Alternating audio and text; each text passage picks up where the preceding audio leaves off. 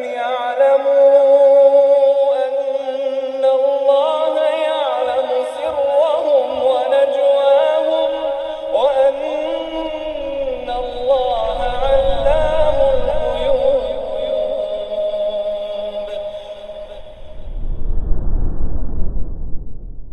بسم الله الرحمن الرحيم. السلام عليكم ورحمة الله وبركاته. إن الحمد لله نحمده ونستعينه ونستغفره ونعوذ بالله من شرور أنفسنا ومن سيئات أعمالنا من يهده الله فلا مضل له ومن يضلل فلا هادي له. أشهد أن لا إله إلا الله وحده لا شريك له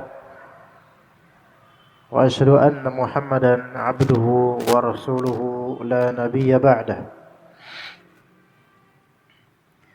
قال الله تعالى في كتابه الكريم: يا أيها الذين آمنوا اتقوا الله حق تقاته ولا تموتن إلا وأنتم مسلمون. فإن أصدق الحديث كتاب الله وخير الهدي هدي محمد صلى الله عليه وسلم وشر الأمور محدثاتها وكل محدثة بدعة وكل بدعة ضلالة وكل ضلالة في النار. أما بعد, kita insyaallah akan melanjutkan kiat-kiat menuntut ilmu syar'i dari kitab Amalan Sunnah Setahun oleh ditulis oleh Al-Ustaz Yazid bin Abdul Qadir Jawaz hafizahullah ta'ala wa jazahullahu khaira. Pada pertemuan sebelumnya kita membahas masalah ikhlas, mengikhlaskan niat dalam menuntut ilmu, kemudian mohon ilmu yang bermanfaat, kemudian bersungguh-sungguh dalam menuntut ilmu dan rindu untuk mendapatkan ilmu, kemudian menjauhkan diri dari dosa dan maksiat dengan bertakwa kepada Allah Azza wa Jalla. Maka pada kali ini kita ke poin kelima di halaman ke-56. Bisa tolong nggak tim Ana atau teman-teman panitia mejanya ke sana ya, ke sana. Ana mau menghadap ke sana. Tolong. Mejanya ke sana aja, mau menghadap yang sana. Karena jemaah sini lebih banyak biasanya. Imam meja yang geser ke situ demi mereka atau imam mereka ke sini? Hah? Antum enggak paham maksud ana? Hah? Ayo fadhil, jangan menjauh nih soal-soal ada hizb. Enggak, yang di situ enggak masalah. Enggak, yang di sini jangan kebiasaan di sana. Ini cuman di dunia ini cuman di uswatun hasanah doang ana menemukan keajaiban beberapa hizb tertentu ada di sana. Jadi ana ngerasa kayaknya ana mau ngadep kamera dan beliau-beliau di sana semua. Ini alhamdulillah karena yang datang enggak sebanyak sebelumnya karena mungkin hujan. Kalau kemarin kan Masya Allah jadi satu partai di sana, ada jadi kelihatan seperti apa gitu. Gak enak kayaknya. Baik, jazakumullah khairah. Gesernya antum menuju ke tengah, semoga berpahala insyaallah ya. Kelima ikhwan, antum bawa kitabnya? Sama cetakannya? Halaman 56 bukan? Sama. Mungkin cuman warna cover aja beda. Tidak boleh sombong dan tidak boleh malu dalam menuntut ilmu. Jadi ada dua hal di sini, istikbar dan istihya. Sombong dan malu. Dua hal ini menjadi penghalang terbesar dalam menuntut ilmu, penghalang terbesar daripada ilmu. Ketika seseorang sudah ada sisi kesombongan, maka dia nggak menerima ilmu, nggak menerima kebenaran. Ketika seseorang hanya isinya malu dalam menuntut ilmu, maka dia tidak dapat ilmu, dan itu tercermin di realita. Kita baca dulu atharnya. Ummul Mukminin Aisyah radhiyallahu anha pernah berkata tentang sifat para wanita Ansar. Wanita Ansar itu berarti wanita asli penduduk Madinah, ya. Kata beliau radhiyallahu anha, ni'man nisa'u nisa'ul Ansar. sebaik-baik perempuan adalah perempuan Ansar, wanita Ansar. Lam yamna'hunnal haya'u an yatafaqqahna fid din. Rasa malu tidak menghalangi mereka untuk memperdalam ilmu agama. Artinya, mereka walaupun perempuan tetap berusaha menuntut ilmu. Berusaha untuk bertafaqquh fiddin, berusaha memperdalam ilmu agama. Alhamdulillah, kalau di zaman sekarang alhamdulillah malah banyak kajian khusus ummahat. Banyak kajian khusus ummahat. Tidak menghalangi mereka untuk menuntut ilmu. Imam Mujahid bin Jabr, seorang tabi'in, berkata, la yata'allamul ilma mustahin wala mustakbir. Tidak akan mendapatkan ilmu orang yang malu dan orang yang sombong. Atau dalam athar lain mengatakan, mimani la yata'allaman. Dua mim yang tidak belajar. Dua mim yang tidak mau belajar. Satu, mustahin. Mustahin ini artinya orang yang malu, pemalu. Dia mau ikutan belajar, malu. Dimanapun itu. Dan yang kedua, mustakbir, sombong. Taib yang malu ini mungkin karena dia merasa tidak pantas untuk ikut kajian. Ini salah. Ini salah. Seolah-olah yang ikut kajian itu orang yang sudah suci, atau orang yang gak punya pekerjaan. Jadi dia malu kalau dia rajin ngaji, itu akan dianggap seperti gak punya kerjaan. Lah, jangan malu. Taib. Sekarang anak tanya, ikhwan, di antara antum yang ngaji di sini atau di tempat lain, apakah antum punya kerjaan? Maksudnya selain job ya. Punya job? Pasti punya, insyaallah. Ya, maksudnya selain ngaji-ngaji ini rutinitas. Taib, job maksudnya ma'isyah, penghasilan. Oh ya.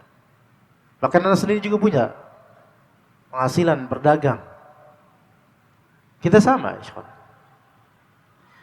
Namun kadang-kadang malunya ini karena begini. Kadang-kadang ada namanya code dress. Dress code apa? Dress code. Ya. Pakaian berbeda. Enggak apa-apa. Misalnya kalau di kajian ini rata-rata cingkrangan dan pecinya itu seperti ini. Sementara misal saya pakai kemeja dari kantor atau saya cuma pakai kaos, enggak masalah. Maka untuk kajian umum seperti ini enggak masalah. Kecuali kok kajian di madrasah, kelas, nah itu baru mungkin ada peraturan. Ya, kan tapi kalau ini fadl, ya, pakai kaos atau apa, tafadhol ikut kajian. Siapa tahu dapat ilmu tambahan dan pahala pasti insyaallah. Jadi jangan malu. Kedua, mustakbir, sombong, dan ini lebih buruk. Mustakbir, sombong. Kenapa? Karena merasa dirinya sudah merasa berilmu sehingga tidak perlu belajar, sehingga tidak perlu baca lagi, tidak perlu nyimak kajian lagi, tidak perlu datang ke majelis lagi karena sudah tinggi ilmunya. Atau sombong dengan merasa sudah berusia dan udahlah, yang nuntut ilmu biar yang muda-muda aja. Ini salah, khata. Karena ilmu ini kata Imam Ahmad, minal mahdi ilal lahd. Menuntut ilmu dari momongan bayi sampai liang lahat kita menuntut ilmu. Enggak kenal usia. Dahulu di tahun 2006 awal-awal di daerah Kalimantan Barat, Pontianak. Ya, di Pontianak. Di daerah Tanjung Pura atau Tanjung Raya ya. Ala kulli hal, ketika itu ada mengajar ketika itu ada daurah, yaitu kajian para ustadz, di antara Ustadz Abu Qatadah didatangkan dari Tasikmalaya ke Pontianak bersama satu ustadz lainnya, saya lupa. Tahun 2006. Nah, di antara motivasi beliau asatidzah terhadap jemaah yang ketika itu, yang dari kabupaten banyak itu jemaahnya, Kalau ana mengatakan lafal-lafal istilah-istilah bahasa Arab yang syar'i, antum nggak paham, itu salah antum, kata ustadznya. Kenapa? Karena antum kok nggak belajar bahasa Arab, katanya gitu. Akhirnya selesai daurah itu tergeraklah jemaah masjid untuk mengadakan kajian rutin bahasa Arab di hari Ahad dan hari lainnya. Maka ana termasuk yang ngajar rutin ketika itu, karena ketika itu sedang mengabdi, ya, ngajar di Pontianak, dari pesantren ke Pontianak.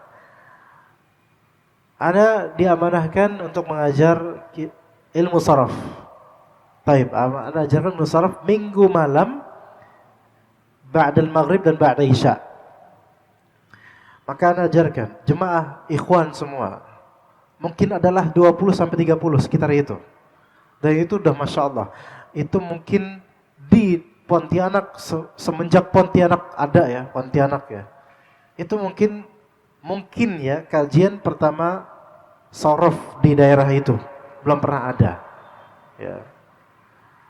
Karena masih sangat minim kajian di sana. Dulu tahun itu ya. Maka ana isi kajian, ana ajarkan ilmu sorof. Huwa huma hum, hiya huma hunna, anta antuma antum, sampai akhirnya. Kemudian di antara jemaah ya, ada orang tua mungkin usia mungkin hampir 70. Ya, hampir 70. Tua sekali. Setiap ada mengatakan, apakah sudah bisa dipahami Bapak-Bapak sekalian? Rata-rata sudah paham kecuali mbah ini. Ya, Masya Allah. Tapi akhirnya selesai pelajaran, mbah ini ada beberapa materi yang belum bisa beliau pahami. Maka ana ajarkan ulang, agak susah, memang susah. Sampai beliau agak nyerah, akhirnya ya udahlah Pak ya, dapat pahala aja insyaallah. Tapi akhirnya beliau pulang. Teman-teman panitia kemudian bercerita, Ustadz itu, bapak tua itu, beliau ke majelis antum tadi, ilmu saraf, beliau hadir dan cucunya yang masih SMA juga hadir ikut kajian. Cucunya masih SMA gitu. Dan uniknya, cucunya masih SMA itu ke kajian dari rumah naik motor. Mbahnya itu ke kajian dari rumah naik sepeda.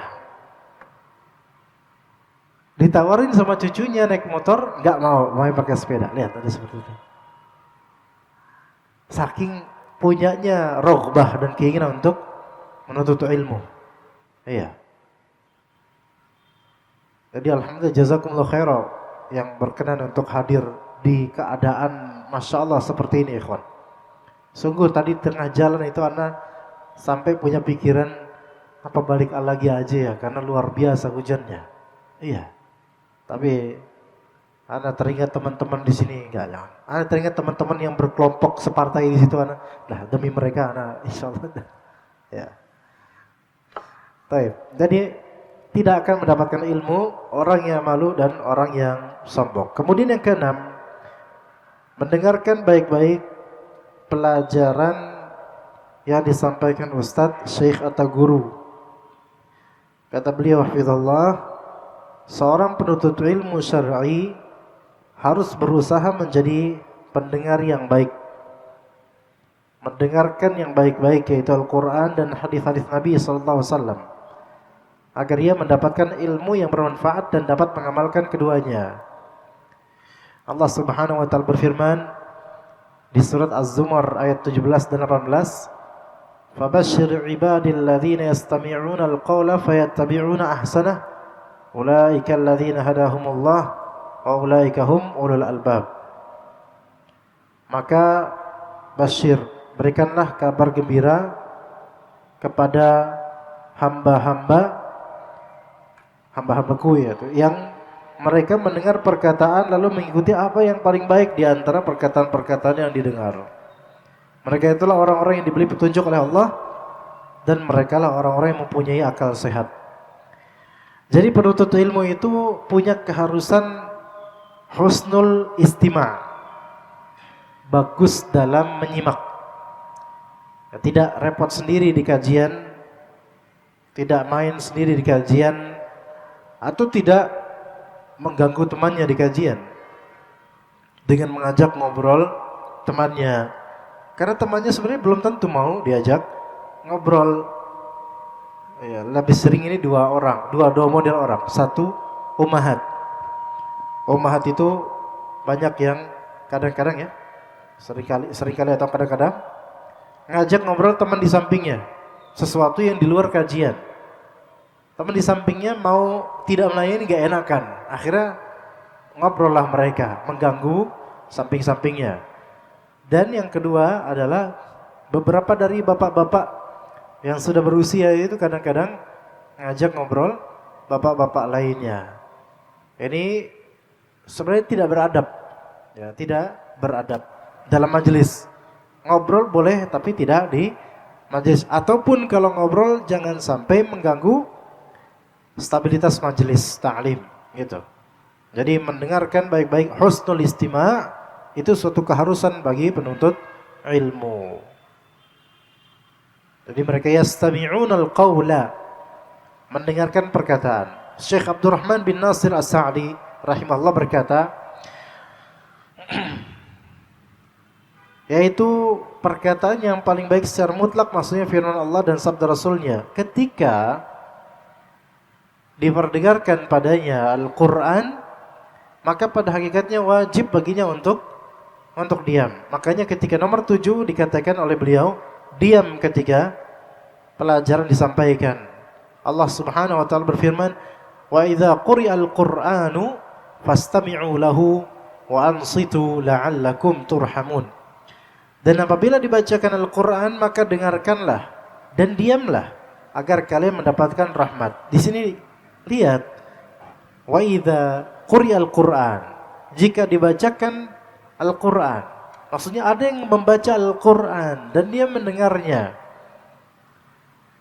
Maka apa kewajiban kita? Ingat ini perintah Allah, kewajiban yang harus kita lakukan, fastami'u lahu. Fastami'u lahu, maka dengarkanlah itu, yaitu Al-Qur'an. Ya. Di sini ada lafal istami'u, ada lam lahu untuknya. Dengarkanlah untuknya. Apa faedah dari kalimat fastami'u lahu? Istami'u ini fi'il amr, dari kata istama'a yastami'u istima'. Mendengar dalam bahasa Arab ada sami'a yasma'u isma' gitu. Isma' artinya dengarlah. Dengarkanlah. Istama'a yastami'u istami' artinya simak. Mendengar dengan menyimak sama-sama mendengar. Namun nilai penyimakan itu lebih dari sebatas mendengar biasa. Maka nyimak itu ada sisi usaha dan seperti mau mencerna apa yang didengar. Itu istima'. Maka perhatikan lafal yang Allah Ta'ala katakan di sini, fastami'u lahu, bukan fasma'u lahu. Ya, fastami'u lahu, yaitu simaklah. Menyimak di sini berarti ada effort dan usaha, ada attempt, ada keinginan untuk mendengar. Dalam bahasa Arab, bahasa Inggrisnya, bedakan antara to hear dengan to listen to. Listen, hear dengan listen. To hear itu mendengar, walaupun enggak memperhatikan gitu loh. Yang penting kedengaran gitu, hear. I hear the sound misalnya. Saya mendengar suatu suara itu. Dengar toh. Tapi kalau I listen, itu seperti mendengar dengan ada upaya untuk memahami, mencerna. Oke, biasanya kalau orang pengen supaya teman ngobrolnya itu menyimak baik-baik, bilangnya just hear me, enggak, tapi listen to me. Listen to me. Dengarkan saya baik-baik, itu maknanya. Maka beda antara mendengar biasa dengan menyimak. Kalau misalnya antum ketika antum lewat di pasar, ada yang nyetel CD, lagu Tembang Kenangan. Wah, keinget masa-masa masa-masa lalu ya. Baik. Ada dua orang. Satu dia dengar tapi dia fokus ke jalanan. Ini namanya berarti apa? Cuman dengar tok. Dan satunya lagi dia jalan sambil mengenang apa yang dilagui itu. Bahkan dia melafalkan apa namanya? Mematchingkan gitu, melantunkan seperti lantunan lagu itu. Ini bukan sebatas mendengar, ini menyimak. Ini menyimak ya. Jadi kalau diperdengarkan, dibacakan Al-Quran padamu, maka simaklah, fastami'u lahu. Bukan fastami'uhu, tapi fastami'u lahu. Lahu ini menunjukkan antum dengarkan demi Quran tersebut karena dia adalah Al-Quran. Gitu loh. Jadi ketika menyimaknya, mungkin terjemahan lebih besar, lebih benar, maka simaklah karena itu adalah Al-Quran. Ini perintah Allah. Makanya di kajian-kajian, kan di awal-awal kita bilang qala Allah Ta'ala, Allah Ta'ala berfirman, ya ayyuhalladzina amanu taqullah. Itu wajib disimak. Bukan sebatas didengar. Karena kalau dengar kedengaran. Kayak tadi ini anak khutbatul hajah di awal-awal, ya ayyuhan nasu taqu rabbakumul ladzi khalaqakum min nafsin wahidah. Semua pasti dengar karena bersuara. Tapi yang wajib adalah simak, yaitu berusaha, oh ini Al-Quran ini, gitu. Walaupun nggak paham artinya, simak baik-baik. Ya. Kemudian karena diperintahkan menyimaknya, wa ansitu, maka dan diamlah, insat, yaitu diam. Perintah kedua diam.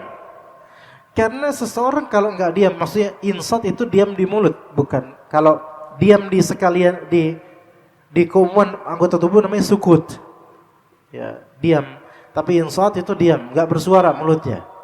Maka jangan ngobrol ketika diperdengarkan padanya Al-Quran, baik ayat Al-Quran maupun tafsirnya. Ya, ini adalah adab terhadap apa? Terhadap ayat Allah Azza wa Jalla. Ini penting jemaah sekalian, kita harus punya adab. Jangan kita tuh hanya beradab pada orang tua, beradab pada senior, beradab pada teman, tapi adab yang lebih tinggi yaitu beradab kepada Allah Azza wa Jalla dan kalam Allah Azza wa Jalla. Kenapa diperintahkan begitu? La'allakum turhamun, supaya kalian mendapatkan rahmat. Maka orang yang kalau misal dia belajar menyimak benar-benar hukum Allah, menyimak Al-Quran dan dia diam, itu rahmat yang Allah berikan kepadanya lebih besar daripada yang tidak melakukan hal tadi. Kemudian Rasulullah SAW bersabda, man kana yu'minu billahi wal yawmil akhir falyaqul khaira aw liyasmut. Barang siapa yang beriman kepada Allah dan hari akhir, hendaklah ia berkata yang baik atau diam. Berkata yang baik atau diam. Anda dulu waktu belajar bersama para guru, para ustadz, para masyayikh, para syekh. Ketika Anda masih teringat, ya, guru Anda yaitu Syekh Dr. Badar dari Mesir. Dr. Badar, panggilannya Dr. Badar. Mengajar kita usul fikih. Dan Anda suka pelajaran beliau, Masya Allah. Beliau dari Mesir dan beliau sangat gigih dalam mengajar. Anda ngobrol dengan salah satu teman Anda di samping. Anda ngobrol kecil saja, cuma ngobrol gitu doang. Dan ternyata beliau merasa distracted, merasa terganggu dengan sikap Anda ngobrol gitu. Ngobrol sebentar loh. Langsung bilang, ya, la tatakallam, uskut. Istami'. Jangan ngomong, jangan ngobrol. Dengerin. Mungkin di sana Anda jadi nggak enak kan? Tapi ketika Anda menjadi guru, walaupun di kajian umum ya, merasakan. Kalau misalnya ada di antara jemaah, kita lagi isi kajian, serius-serius, kemudian ada di antara jemaah ngobrol. Walaupun yang dia obrolin pelajaran, itu sangat terasa jemaah. Sangat terasa. Dan di situ si malakama sebenarnya. Imma kita harus bersabar, dainya nih, anak harus bersabar, udah diemin aja, atau kita tegur. Dan kalau tegur kadang-kadang orang tua gitu loh. Kalau kita tegur, Pak mohon maaf jangan ngobrol. tersinggung orang tuanya. Wah, ini siapa nih dai masih muda berani-beraninya ngelarang saya ngobrol gitu kan. Bisa seperti itu. Ya. Ya si malakama. Tapi kalau didiemin sampai selesai kajian ngobrol terus. Disindir nggak lebih buruk lagi karena bakal nggak nyaman nantinya. Maka ketahuilah bahwasanya di majelis manapun ikhwan, baik ini atau lainnya, dimanapun, di masjid manapun, ketika memang antum di majelis ilmu, antum ngobrol sama teman dan suara tersebut bisa terdengar oleh teman-teman lainnya atau apalagi oleh ustadznya, maka sungguh itu sangat merusak kajian. Bahkan lebih mending anak kecil terdengar bercanda. Itu lebih benar, lebih mending. Lebih mending karena ustadznya berpikir wajar anak kecil. Tapi ini bukan anak kecil. Ini punya cucu. Nah, ini orang lebih cucu merusak kajian. Ya. Tapi kalau misalnya memang mau tanya sedikit ke temennya, darurat atau hajat sesekali nggak masalah. Cuman kalau terus durasinya itu ya kasihan ustadznya. Ya.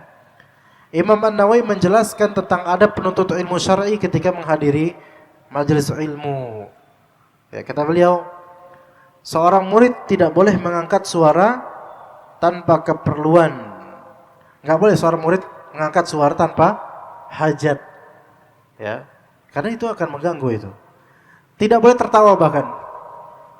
Maksudnya ini tidak boleh tertawa. Kalau guru yang ngelucu ya ketawa juga murid ya, wajar itu. Tapi tertawa di sini mungkin dia tertawa keras atau dia bercanda sama temannya. Ya. Tidak boleh banyak berbicara tanpa kebutuhan, tanpa ada keperluan yang sangat, bahkan ia harus menghadapkan wajahnya ke arah guru. Itu makanya kita, masya Allah, makanya yang sebelah sana itu agak susah itu ngadepin, ya. Bahkan kadang-kadang ada di belakang, jangan.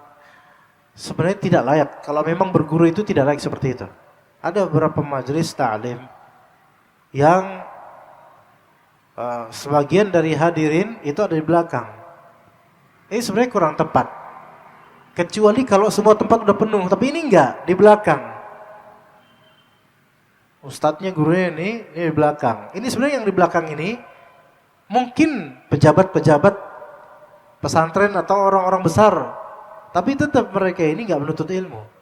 Lebih afdol adalah kalau memang menyimak hatta derajatnya mudir atau orang besar, tetap duduk bersama-sama. Tetap duduk bersama-sama. Kecuali MC atau moderator mungkin. Tapi begitu, duduk belakang. Enggak cocok, enggak layak sebenarnya, enggak layak. Enggak perlu dibedakan seperti itu. Tetap di depan, menghadap ke ustadznya atau gurunya. Kalau memang mau nuntut ilmu. Baik, 8.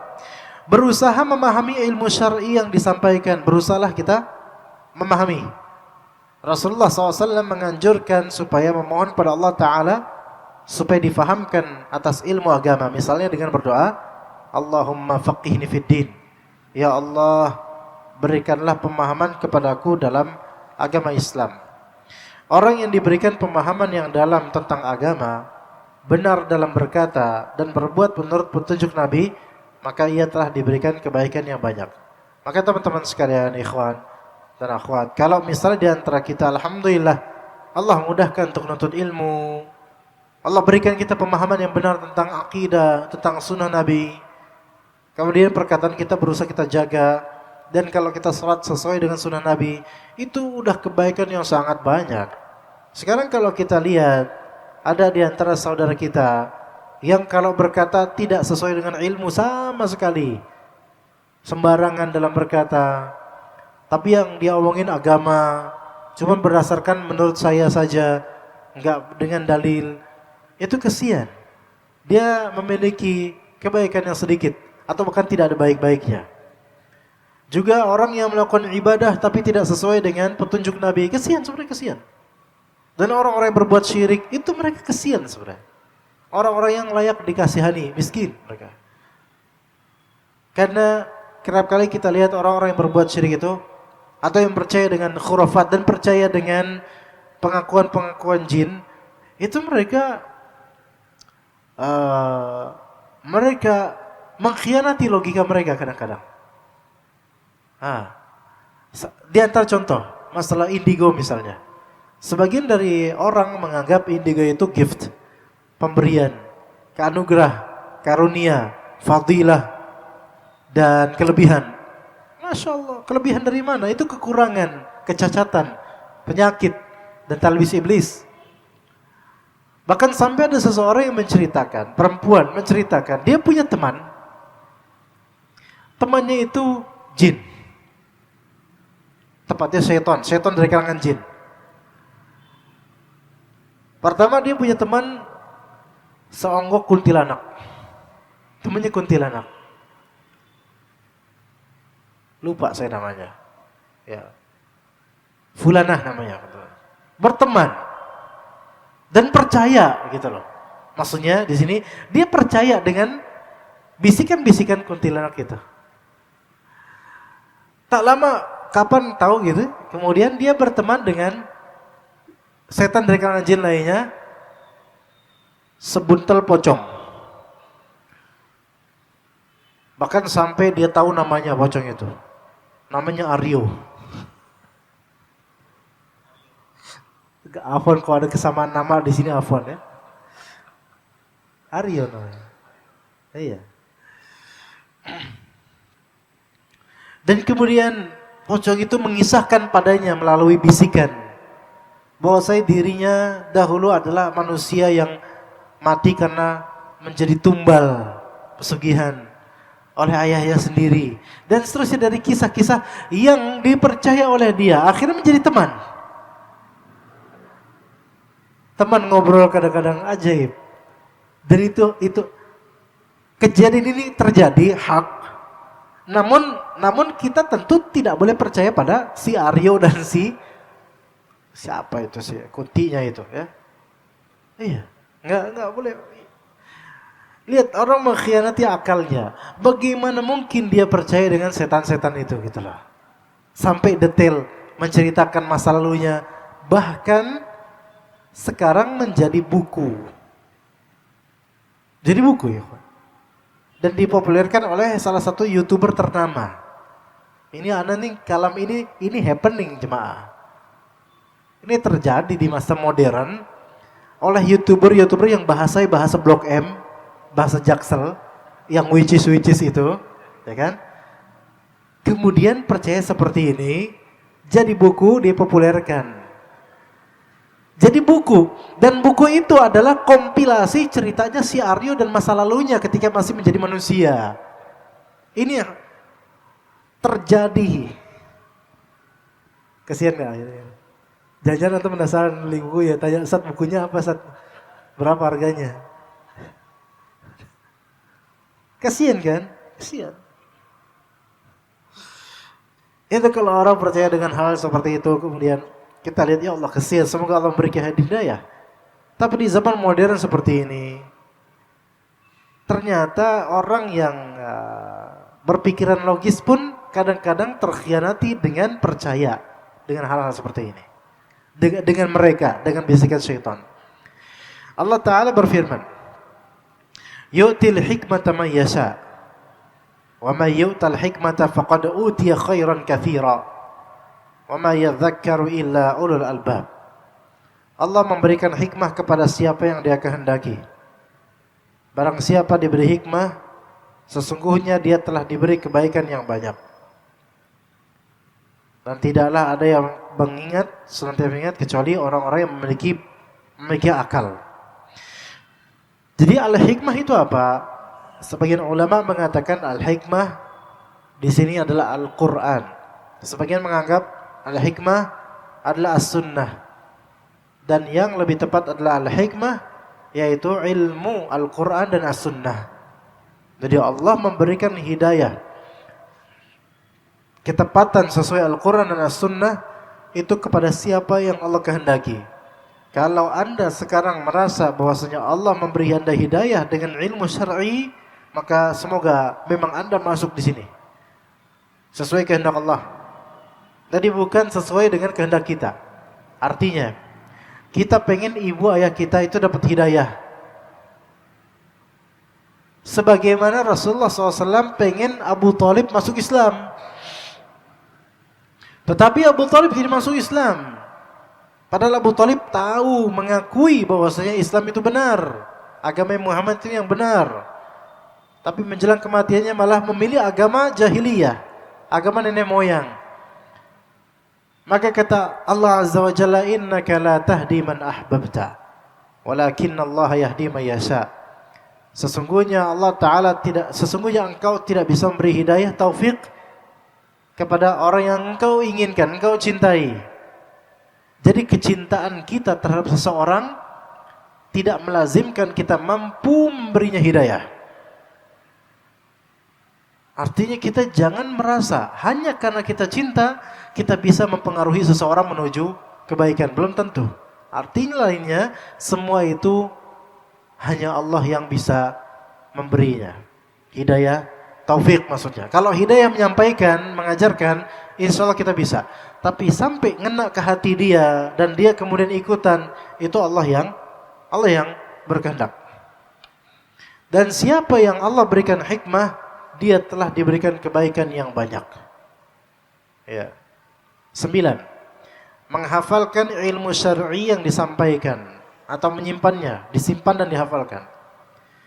Rasulullah sallallahu alaihi wasallam bersabda, "Naddarallahu imra'an sami'a maqalati fawa'aha wa hafidhaha wa ballaghaha farubba hamil fiqhin ila ma huwa afqahu minhu." Semoga Allah Subhanahu wa taala memberikan cahaya kepada wajah orang yang satu, sami'a maqalati, mendengar perkataan saya, itu sunnah Rasul SAW, hadis Nabi SAW. Fawa'aha, kemudian dia berusaha memahami perkataan Nabi SAW. Jadi seperti antum dengar kajian, ustadznya membacakan hadis seperti ini. Kemudian antum menyimak dan antum berusaha memahami, mencerna. Wa hafidhaha, dan menghafalnya. Taib, hafidhah di sini bisa bermakna menghafal, artinya menghafal, dan bisa bermakna menyimpan di catatan, ya. Wa ballaghaha, kemudian menyampaikannya. Azan? Wah, Masya Allah. Ya, taib, kita akan lanjut insyaallah setelah ba'diyah isya, ya. Taib. Wassallallahu ala nabiyina Muhammad wa ala alihi wa ashabihi ajma'in. Jika berkenan ba'diyah isya kita akan tetap lanjutkan. Tafadhol. Taib. Bismillahirrahmanirrahim. Alhamdulillah wassalatu wassalamu ala Rasulillah, amma ba'd. Kembali ke hadis yang tadi kita, semoga Allah Ta'ala memberikan cahaya kepada wajah orang yang mendengar perkataanku, yaitu perkataan Nabi SAW. Kemudian dia memahami perkataan Nabi, menghafalnya atau menyimpannya di catatan, dan dia menyampaikannya. Jadi dia menyimak sabda Nabi SAW di kajian-kajian atau audio, kemudian dia berusaha memahaminya. Kemudian dia menyimpannya di catatan atau di hafalan dan menyampaikannya ke orang untuk menyebarkan sunnah Nabi SAW. Itu bakal beda aura wajahnya. Farubba hamil fiqhin ila man huwa afqahu minhu. Betapa banyaknya orang yang membawa fiqih kepada orang yang lebih paham darinya. Jadi boleh jadi ana di sini menerangkan atau membawa ilmu untuk antum dan antum ternyata lebih paham dalam bab itu, misalnya. Bisa jadi. Karena bisa jadi di antara jemaah itu ada di antara jemaah diam-diam ustadz gitu. Diam-diam punya ilmu. Bisa jadi, ya. Dalam hal tersebut Nabi SAW berdoa kepada Allah agar dia memberikan cahaya pada wajah orang-orang yang mendengar, memahami, menghafal dan mengamalkan sabda beliau. Maka kita pun diperintahkan untuk menghafalkan pelajaran-pelajaran yang bersumber dari Al-Quran dan hadis Nabi SAW. Ke-10, Mengikat ilmu atau pelajaran dengan tulisan atau mencatat maksudnya. Rasulullah SAW bersabda, qayyidul ilma bil kitab. Ikatlah ilmu dengan tulisan. Maka yang lebih afdal adalah ilmu itu ditulis ulang, mendengar faedahnya ditulis ulang, atau kajian-kajian kitab jika punya kitabnya dibawa kemudian ditulis faedah yang berkaitan dengan itu, dan itu sangat mengikat ilmu di benak kita insyaallah. 11. Mengamalkan ilmu syar'i yang telah dipelajari. Rasulullah SAW telah mewanti-wanti agar kita mengamalkan ilmu yang sudah kita ketahui atau kita pelajari.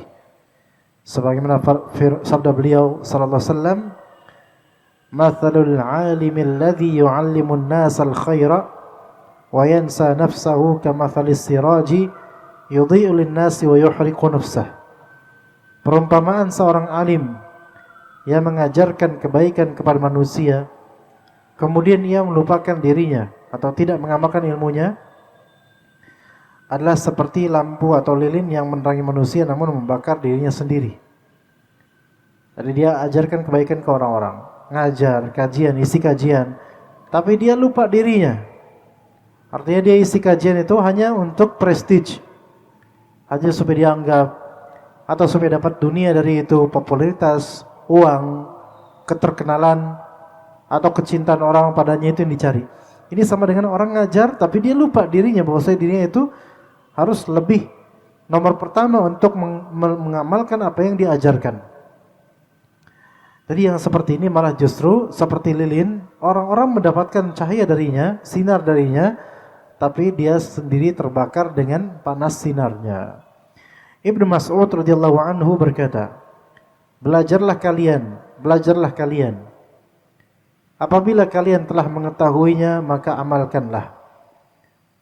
Ya, taib. 12. Mendakwahkan ilmu.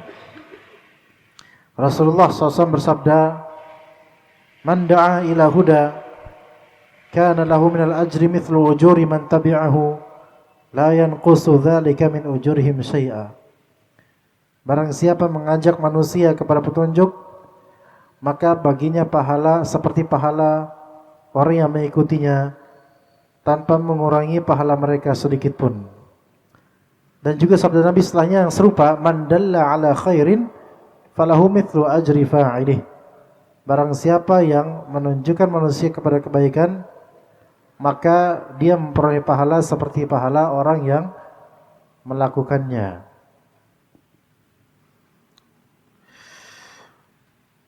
Ini adalah kabar gembira buat orang yang mengajarkan atau mengajar, ya. Dan mengajar, ikhwan, dakwah tidak mesti di kajian, ya. Dakwah bisa di keluarga, kita menasihati istri, anak, tetangga, masyarakat sekitar, lingkungan, kita berdakwah bisa. Ya. Jadi ada dakwah di kajian di masjid, ada juga dakwah di lapangan juga bisa. Ya, bisa. Manakah yang lebih berat? Mana yang lebih berat, ikhwan?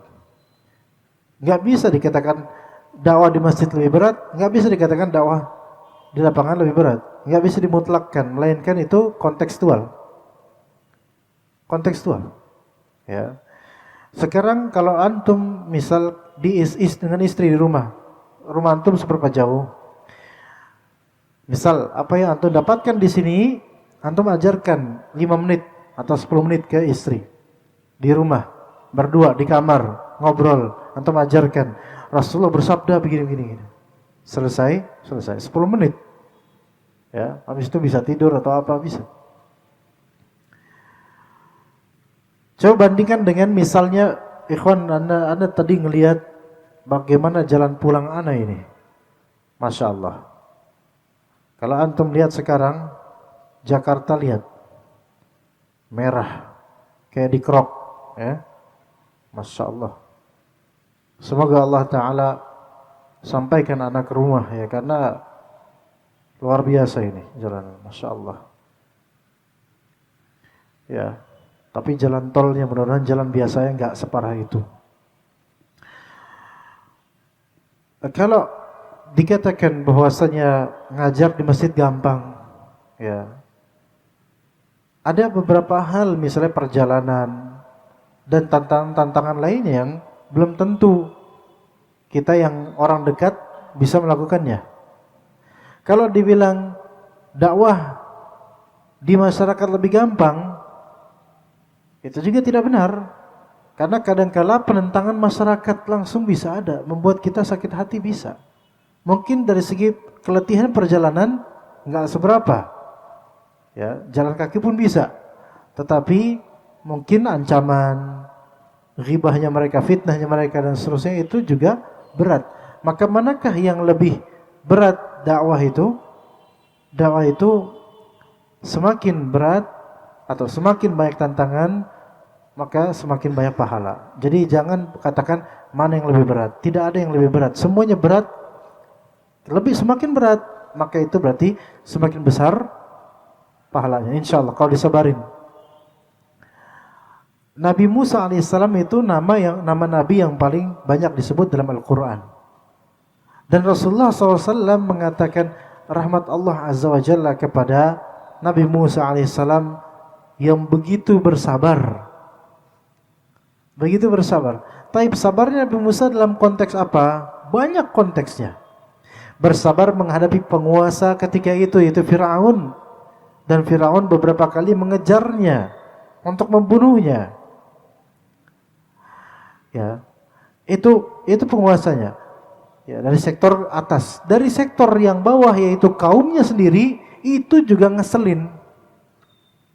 Bani Israel itu ngeselin. Udah berkali-kali itu termaktub dalam Al-Quran atau hadis bagaimana kenyataannya Bani Israel itu yang memang terhadap nabinya sendiri itu ngeselin, bikin kesel nabinya. Maksudnya bikin kesel di sini adalah membangkang, nggak mau nurut, kadang berbuat syirik, menyembah anak sapi lah, anak lembu dan seterusnya. Disuruh sembelih anak sapi, kemudian mereka malah ngelobi, ya. Pokoknya banyak hal-hal yang melanggar apa yang dikatakan oleh Nabi Musa alaihissalam. Jadi sangat sabar. Bahkan Nabi Musa alaihissalam itu pernah dituduh, mohon maaf, memiliki kekurangan di kemaluannya. Ya, disebabkan apa? Bani Israel, orang-orang ketika itu mereka kalau mandi bareng, sesama jenis mandi bareng, kecuali Nabi Musa alaihissalam menyendiri. Kemudian orang-orang Bani Israel ini karena biasa mandi bareng, kemudian melihat ustadznya atau nabinya mandi sendiri, mereka malah memfitnah atau berspekulasi, ini kayaknya nabi kita ini punya maqtu' atau terpotong kemaluannya atau gimana, punya aib dan seterusnya. Ya, terlihat seperti itu. Ya, ketika mau perang ini, ya, diajak ayo kita perang. Apa kata orang-orang banyak dari mereka? Wahai Musa, idhab anta wa rabbuka faqatila innaha huna qa'idun. Wahai Musa, udahlah kamu pergi saja sama Tuhanmu itu, ya, dan kalian berdua silahkan berperang, kami duduk-duduk aja di sini. Lihat, amat nabinya kayak gitu. Gimana, ya? Jadi sebengal-bengalnya murid atau peserta kajian di Uswah atau di lain-lainnya itu nggak ada apa-apanya. Ya, walaupun mendekam di sektor sana terus nggak ada apa-apanya, itu masih bagus hadir itu. Iya. Karena Bani Israel jauh lebih bebal. Kalau nggak di sini nggak bebal, di sini masya Allah, tabarakallah. Tapi kesabaran ya, sekarang orang seperti apa, gimana itu dibandingkan dengan perjuangan para nabi zaman dahulu masih jauh lebih berat dahulu, ya. Karena dalam dakwah itu justru kalau kita mau positive thinking dan husnuzan pada Allah, semakin ada tantangan, semakin berat. Kalau dakwah kita benar, maka berarti Allah Ta'ala ingin menguji kita. Siap nggak punya pahala banyak, itu sebenarnya. Kita dakwah kepada misal keluarga. baik istri, anak, anak misalnya, ya kita dakwahi anak kita ajarkan. Ternyata anak kita ini membangkang atau bandel, sungguh kalau kita mau husnudzan sama Allah dan kita benar, maka itu adalah ladang pahala kita. Sebenarnya begitu. Atau keluarga kita, keluarga besar, ya kita dakwahi, penentangan mereka Masya Allah, itu berarti calon berpahala banyak kalau sabar, ya. Kemudian yang harus diperhatikan oleh para penuntut ilmu, apabila dakwah mengajak manusia ke jalan Allah merupakan kedudukan yang mulia dan utama bagi hamba, maka hal itu tidak akan terlaksana kecuali dengan ilmu. Dengan ilmu seseorang dapat berdakwah, dan kepada ilmu ia berdakwah. Nah, jadi kalau emang mau betul dakwah dengan ilmu dan skala dakwahnya sesuaikan dengan ilmu antum. Kalau ilmu belum seberapa, maka skalanya mungkin baru anak istri mungkin bisa. Iya, jangan ilmu belum seberapa terus udah skala masyarakat. Enggak, belum bisa. Ya. Ada misalnya satu keluarga besar, ya, satu keluarga besar suka ngumpul. Maka satu keluarga besar ini pengen ada tausiah. Maka satu keluarga besar ini pun nyarilah ikhwan yang bagus retorikanya, bisa ngomong, bisa tausiah sedikit-sedikit gitu. Oke, mulailah tausiah rutin di rutinan acara keluarga mingguan. Tausiah ikhwan di sini bukan ustadz, hanya ikhwan yang biasa ngaji, ya. Dan ya baguslah cara bicaranya karena mungkin pendidikannya bagus, ya. Tetapi defaultnya bukan ke agama, bukan ke ilmu syar'i, orang biasa, ilmu umum. Maka alhamdulillah mulai ya ngaji rutin, tausiah rutin, lama-lama dia bikin poster kajian. Hadirilah kajian ini bersama fulan di rumah keluarga besar ini. Maka mulailah diprotes oleh beberapa ikhwan. Akhi antum kalau sampai tahap bikin poster, berarti antum ini ya udah seolah-olah sudah banyak belajar dan punya basic ilmu syar'i yang lumayan mapan. Belum bisa akhi antum, belum bisa sampai tahap ini. Baru bisa skala ini, skala yang mungkin minimalis. Belum bisa sampai mengundang orang-orang. Nah, di sini ikhwah, dalam berdakwah kita juga harus tahu kapasitas kita. Janganlah sampai kita itu memakai pakaian yang terlalu besar, lebih besar daripada size normalnya kita. Karena orang akan menertawai kita. Ya, menertawai kita karena bajunya lebih besar daripada orangnya jauh. Ya. Harus dengan ilmu. Kalau ilmu tersebut hanya sebatas A, maka ajarkanlah A saja. Jangan memancing-mancing agar mengajar B padahal dia baru sampai tahap A. Baik begitu. Bahkan demi sempurnanya dakwah, ilmu itu harus dicapai sampai batas usaha yang maksimal. Jadi kalau mau berdakwah memang harus betul-betul maksimal, menuntut ilmu, nyimak ilmu tiap hari. Sebagian dari, tidak tahu, sebagian dari orang, mungkin beberapa asatidzah mungkin atau beberapa ikhwah, ya. Alhamdulillah ana sedang memiliki banyak kajian rutin, terutama kajian-kajian kitab, pembahasan yang mungkin banyak tidak dibahas oleh para asatidzah dari segi kitab, ya. Namun beberapa mempertanyakan di mana anak belajar misalnya selama ini, ya, maka anak katakan begini ikhwah,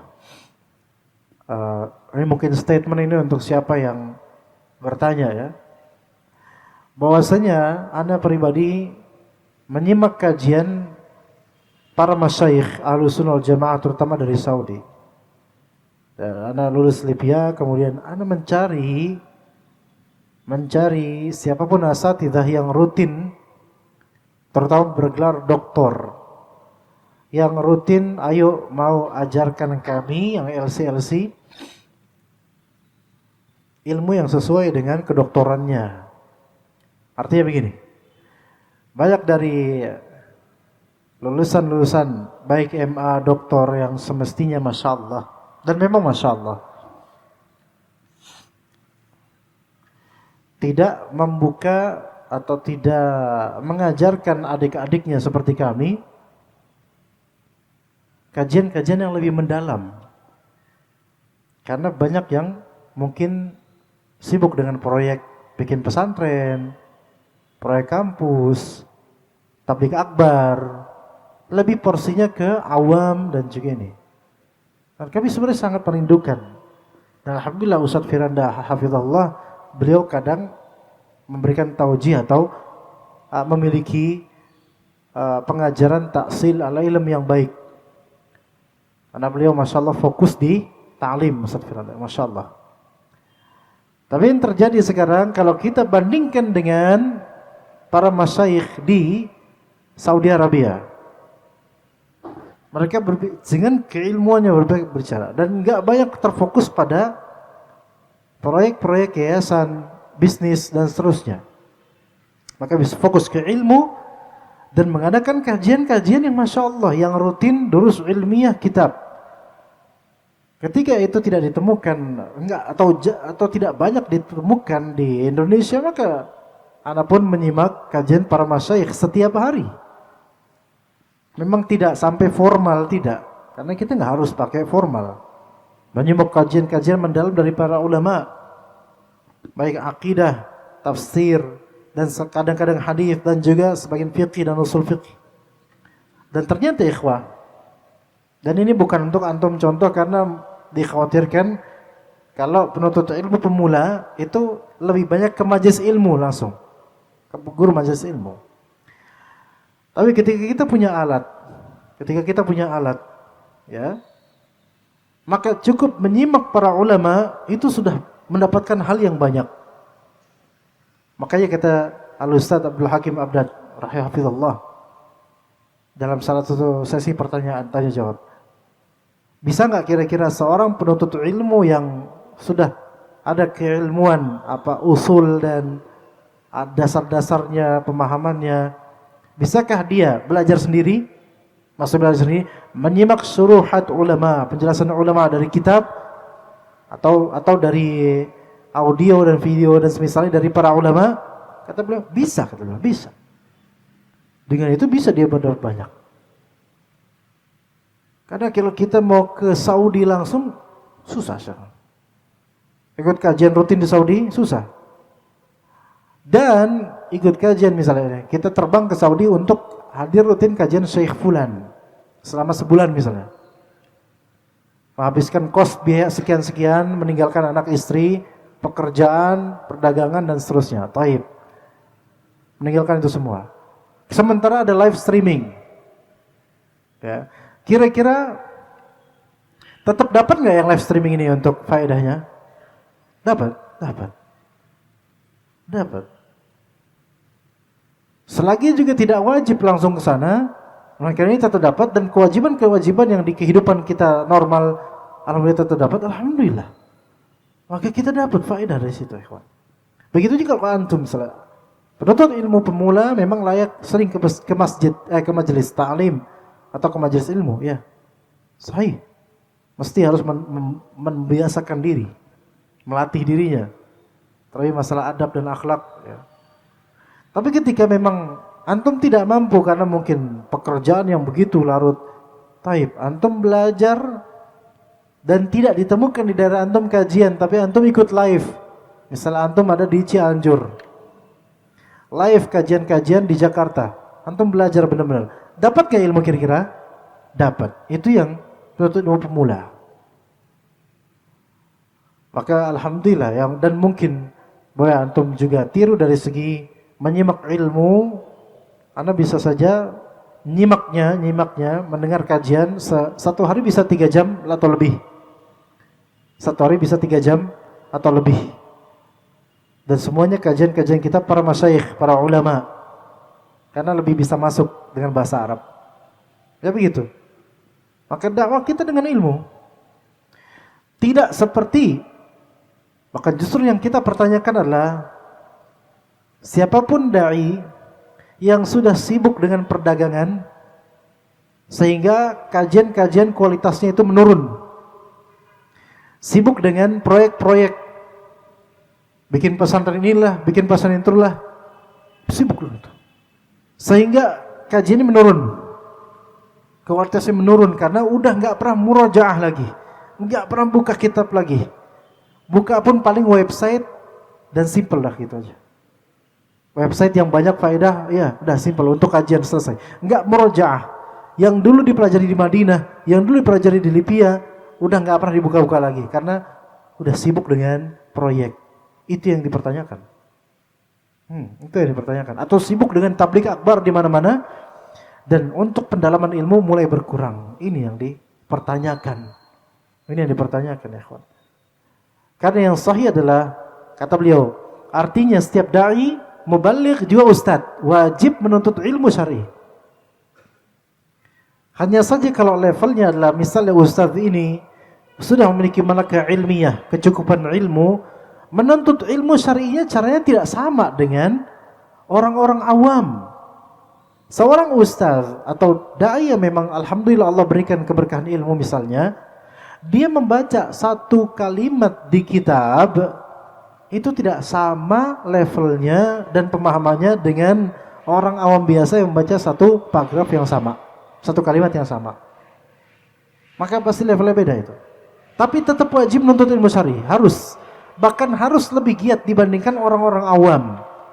Malu kalau seorang ustaz dia melihat orang awam rajin ke majelis ilmu, rajin mencatat, rajin nyimak, tapi dai-nya sendiri hanya mau menuntut ilmu hanya untuk hal-hal yang diajarkan di tabligh akbar saja. Ini enggak benar.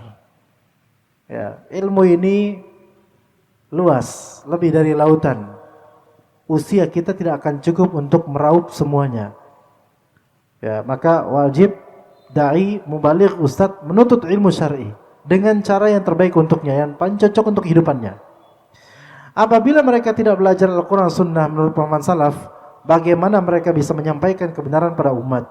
Oleh karena itu, setiap hari ini menurut beliau dan ini beliau ya, minimal 2 hingga 4 jam para dai harus belajar dan membaca Al-Quran beserta tafsirnya, mempelajari hadis dari Nabi SAW, juga membaca kitab-kitab para ulama salaf. Ini minimal 2 hingga 4 jam.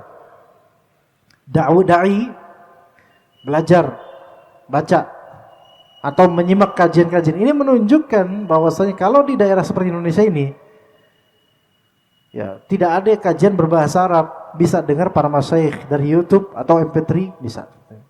2 sampai 4 jam lah sehari. Para dai juga harus menghadiri kajian-kajian dan daurah-daurah ilmiah yang diisi oleh para masyayikh salafiyin. Iya, cuman ini tidak sering. Setahun sekali, setahun 2 kali.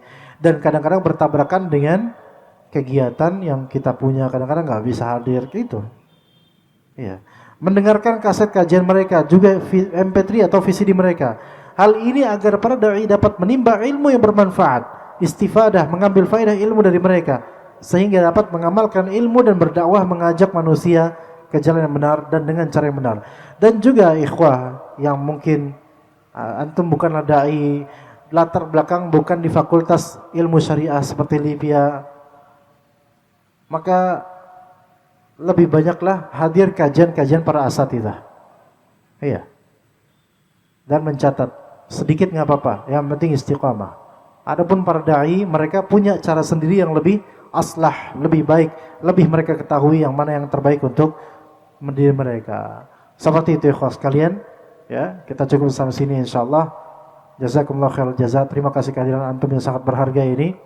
Semoga amalan kita malam ini dan kemudian seterusnya Allah Ta'ala terima sebagai sebaik-baik amalan, sebagai pemberat mizan hasanat kita di akhir. Dan semoga Allah Ta'ala menyelamatkan kita sampai ke rumah, ya, sehingga bertemu anak istri kita dan kita bisa beristirahat dengan baik, dengan tenang, dengan ilmu syar'i dan dengan amalan saleh. Jazakumullah khairal jazaa. Wa sallallahu ala nabiyyina Muhammad wa ala alihi wa sahbihi ajma'in. Subhanakallahumma bihamdika asyhadu an la ilaha illa anta astaghfiruka wa atubu ilaik. Assalamualaikum warahmatullahi wabarakatuh.